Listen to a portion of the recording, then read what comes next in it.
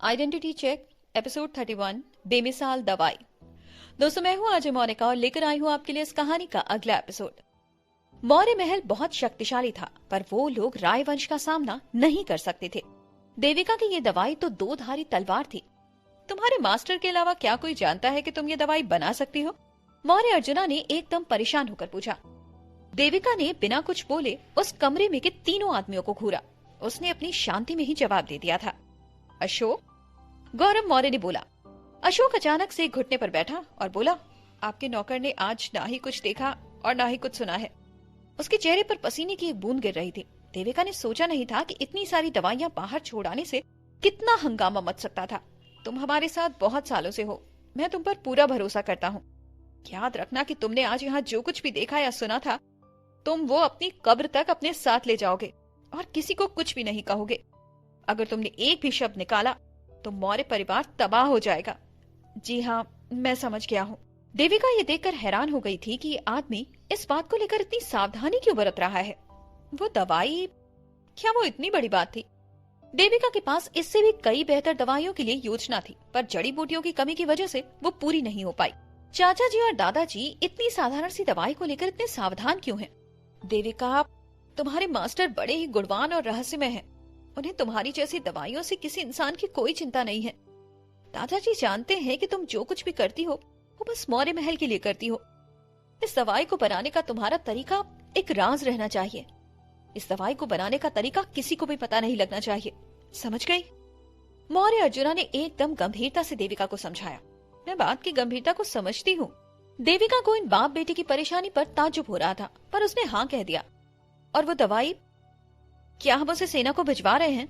गौरव मौर्य ने पूछा। हाँ, उन्हें भिजवा दो। मुझे पक्का यकीन है कि मृत्यु के वक्त भी मौर्य सेना का एक भी जवान हमें धोखा नहीं देगा। मौर्य अर्जुना मौर्य सेना पर पूरा विश्वास करते थे। उन्होंने अशोक की तरफ मुड़कर कहा, मैं ये काम तुम पर छोड़ देता हूँ। मौर्य सेना को दवाई के बारे में कुछ नहीं बताना। बस इतना बताना कि उन्हें वो दवाई कब कब खानी है और किस तरह खानी है। उन्हें समझा देना कि दवाई के परिणाम या दवाई के बारे में कोई बातें ना करें। मौर्य सेना के बाहर किसी को भी किसी भी तरह की दवाई के बारे में पता नहीं चलना चाहिए। उन्हें याद से कहना कि दवाई खाने के बाद वो लोग भूल जाएं कि उन्होंने कोई दवाई भी ली थी। जी महाराज, आपका बोला हुआ आदेश पूरा हो जाएगा, अशोक ने वादा किया। उसने अपनी नजरें उठाई और देविका को देखा। देविका मौर्य आगे चलकर मौर्य सेना की वो लीडर बनेगी जिसके लिए सेना अपनी जान देने को तैयार रहेगी। ये बात कभी नहीं बदलेगी, क्योंकि सामान बहुत ही महत्वपूर्ण था। मौर्य अर्जुना ने आदेश दिया कि अशोक के साथ और सुरक्षा भेज दी जाए। दवाइयों से भरी गाड़ी मौर्य शहर से रात के अंधेरे में निकली। उस रात को मौर्य सेना पूरी तरह से बदल चुकी थी। रात में मौर्य परिवार मोमबत्ती की रोशनी में बातें कर रहे थे।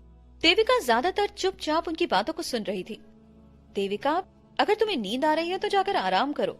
मौर्य अर्जुना ने ये सोचते हुए कहा कि देविका हजारों सैनिकों के लिए दवाइयां बनाकर थक गई होगी। देविका की आंखें भारी हो रही थी। जी दादाजी, देविका ने उठते हुए बोला। वो जानती थी कि ऐसी कुछ बातें थीं जो मौर्य अर्जुना और गौरव मौर्य उसके सामने नहीं करना चाहते थे। वो अपनी काली बिल्ली के साथ कमरे के बाहर चली गई। देविका के जाने के बाद गौरव मौर्य और मौर्य अर्जुना के चेहरों पर अंधेरा छा गया। नवीन चंद्रशेखर आजाद के बारे में जो बात है वो सच है। गौरव मौर्य ने वो बात निकाली जिसके बारे में वो लोग देविका के आने से पहले बात कर रहे थे। मौर्य अर्जुना ने अपना सर हिलाया। ये बहुत अजीब है। नवीन चंद्रशेखर आजाद हमेशा से ही इतना निष्कपट और ईमानदार रहा है और उसके पास इतना बड़ा कोई पद भी नहीं है, पर हाल ही में उसके खिलाफ जो आरोप लगे हैं वो अनगिनत हैं और महाराज ने उन आरोपों में जांच पड़ताल का आदेश दिया है। नवीन चंद्रशेखर आजाद ने मेरे भाई की जान बचाई थी। अगर वो जासूसों के बारे में जानकारी नहीं देता तो मेरा भाई शायद युद्ध में हार जाता। गौरव मौर्य ने उदास होकर कहा। मौर्य परिवार नवीन के आभारी थे। हाँ, वो एक ईमानदार आदमी है और कोई मूर्ख नहीं है। जब उसे मौर्य शहर में एक बड़े पद पर रखा गया था, उसने मौर्य महल से दूरी बना ली थी। उसे कुछ तो महसूस हुआ होगा, इसीलिए उसने हमारे बीच में एक रेखा बना दी। एक ही शहर में रहने के बावजूद भी हम उससे इतने सालों से नहीं मिले हैं। नवीन के इरादे हमेशा से ही अच्छे रहे हैं। उसके खिलाफ किसने साजिश रची होगी? मौर्य अर्जुना ने बोला। एक आदमी जिसका पद इतना जरूरी भी नहीं था और न ही वो अदालत के मामलों में दखल देता था, न जाने उसने किसका अपमान किया होगा। क्या आप इसमें कुछ जांच करेंगे पिताजी? गौरव मौर्य ने मौर्य अर्जुना से पूछा। मौर्य अर्जुना ने बोला, तुम्हारा भाई हमेशा से उसका आभारी है और वो एक सच्चा और ईमानदार इंसान है। अगर मौर्य खानदान के साथ वो हादसा नहीं होता तो महाराज उस पर शक करना शुरू भी नहीं करते कि वो हमारे साथ मिला हुआ था। वो इस गड़बड़ में हमारे मौर्य परिवार की वजह से ही है। मौर्य महल ने पहले के समय के बारे में सोचा, जब मौर्य महल सबसे ऊपर था। ये सब उसके भाई के देहांत और उसके अपाहिज होने के पहले की बातें थीं। मौर्य महल की शान और महिमा उन्हें सुरक्षित रखती थी। जब से मौर्य महल की ढलान हुई है, तब से नई नई मुश्किलें और खतरे सामने आने लगे हैं। किसी को बोलो कि उस मामले की जांच पड़ताल करे। मौर्य अर्जुना ने असहायता से बोला। एक ईमानदार इंसान के साथ अन्याय हो रहा था और उनसे ये देखा नहीं जा रहा था। किसी ने दरवाजे पर शीघ्रता से खटखटाया। अंदर आ जाओ, मौर्य अर्जुना ने कहा। जब दरवाजा खुला तो वहाँ पर मौर्य महल का एक गार्ड था। जनरल अभय को आपसे अभी बात करने की इच्छा है। जनरल अभय? उसे मुझसे इतनी रात को क्या चाहिए? मौर्य अर्जुना ने परेशान होकर पूछा। मुझे नहीं पता, जनरल कुछ सैनिकों के साथ आए हैं और वो कुछ परेशान भी लग रहे हैं। मैं जाकर देख कर आता हूँ, मौर्य अर्जुना ने खड़े होते हुए कहा। और गौरव मौर्य ने उन्हें रोकते हुए कहा, पिताजी, रात के अंधेरे में ठंडी बर्फ सा एहसास हो जाता है, ध्यान दीजिएगा। मौर्य अर्जुना ने अपना सिर हिलाया। मौर्य महल के बाहर ही कुछ सैनिक खड़े थे। उनके हाथों में जलती हुई मशालें थी। जनरल अभय अपने घोड़े के सामने परेशान होकर खड़े थे। मौर्य अर्जुना को महल के बाहर आता हुआ देखकर जनरल अभय जल्दी से आगे बढ़े। अभय, ये सब क्या है? मौर्य अर्जुना, प्लीज मदद करो।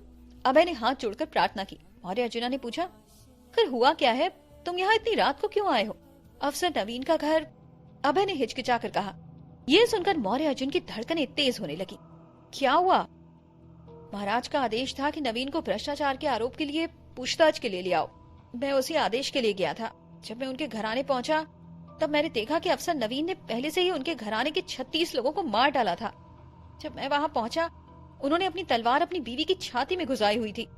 जनरल अभय पसीने में भीगे हुए थे। उन्होंने जो दृश्य अभी अभी देखा, उन्हें उस दृश्य पर जरा भी विश्वास नहीं हो रहा था। क्या कहा तुमने?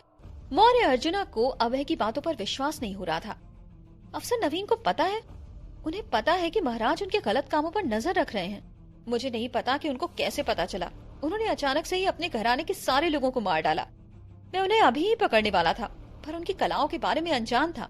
उन्होंने मेरे 10 गार्ड्स को चकमा दिया और भाग गए। मैं उनसे मुकाबला नहीं कर सकता हूँ, इसीलिए मैं यहाँ आपसे मदद मांगने आया था। मैं आपसे विनती करता हूँ मौर्य अर्जुना, मेरी मदद कीजिए। अगर वो मेरे हाथों से निकल गया तो महाराज मुझे छोड़ेंगे नहीं। जनरल अभय ने घुटने टेककर मौर्य अर्जुना के सामने विनती की। मौर्य अर्जुन के हाथ गुस्से से मुट्ठी में बदल गए। अपनी सारी शक्ति इस्तेमाल करके वो अपनी हैरानी छुपाने की कोशिश कर रहे थे। ऐसा असंभव था कि नवीन चंद्रशेखर आजाद जैसा निष्कपट और ईमानदार इंसान उसके सारे घराने को मार डाल सकता है। वो अभी कहाँ है? मौर्य अर्जुना ने गुस्से से पूछा। मैंने कुछ लोगों को उनका पीछा करने के लिए बोला है। वो अभी मौर्य शहर छोड़ चुका है और पूर्व दिशा में जा रहा है, अभय ने बताया। मैं अभी निकलता हूँ। मौर्य अर्जुना ने यकीन नहीं किया कि नवीन ऐसा गुनाह भी कर सकता है, पर जनरल अभय ने अपनी आंखों से देखा था कि उन्होंने सारे लोगों को मार डाला था। अगर वो वहाँ होगा तो वो लोग नवीन को पकड़कर वहीं मार डालेंगे। मौर्य परिवार हमेशा से ही नवीन का आभारी था और ये बात मौर्य अर्जुना कभी नहीं भूल सकते थे। वो खुद इस मामले को संभालेंगे और नवीन चंद्रशेखर आजाद को वापस लाएंगे और उससे सच निकलवाएंगे ताकि वो जिंदा रह सके। मौर्य महल के ज्यादातर गार्ड्स अशोक के साथ दवाई देने गए हुए थे। मौर्य अर्जुना ने बचे कुछ गार्ड्स को अपने साथ लिया और निकल गए। एक छिपे हुए साई ने मौर्य अर्जुना को महल से जाते हुए देखा। उसके चेहरे पर शैतान सी मुस्कान छाई हुई थी। मौर्य अर्जुना, कितने भी चतुर क्यों न हो, तुम उसे ऐसी मौत नहीं मरने दोगे। वो साया धीरे से हंसने लगा और घूमकर अपने हाथ अपने पीछे रख लिए। उस अंधेरी गली में बहुत सी गुस्से से भरी और बुरी आंखें उसे घूरने लगी। क्या तुम्हें यकीन है कि मौर्य महल के ज्यादातर गार्ड्स शहर के बाहर हैं? उस साई ने पूछा। मुझे पक्का यकीन है, मैंने खुद उन्हें बाहर जाते हुए देखा है। क्या तुम्हें पता है कि वो कहाँ गए हैं? मुझे नहीं पता। मौर्य महल के गार्ड्स मौर्य सेना का हिस्सा हैं। शहर के बाहर का इलाका काफी खतरनाक है, पर मैंने ये भी पता लगा लिया है कि जो बचे कुछ गार्ड मौर्य महल पर थे वो अब मौर्य अर्जुना के साथ अफसर नवीन को ढूंढने गए हैं। उस महल में 15 से ज्यादा गार्ड नहीं होंगे। मौर्य महल के 15 सैनिक? उस साई ने हंसकर कहा। देखना चाहता हूँ कि मेरे सैनिकों का झुंड आज मौर्य महल को तबाह कर सकता है या फिर नहीं। मेरे आदेश सबको बता दो। मौर्य महल में सारे लोग घुस जाओ। मुझे उस महल में सूर्योदय तक एक भी इंसान जिंदा नहीं चाहिए, खास करके देविका मौर्य और गौरव मौर्य। मुझे उनके सर देखने हैं।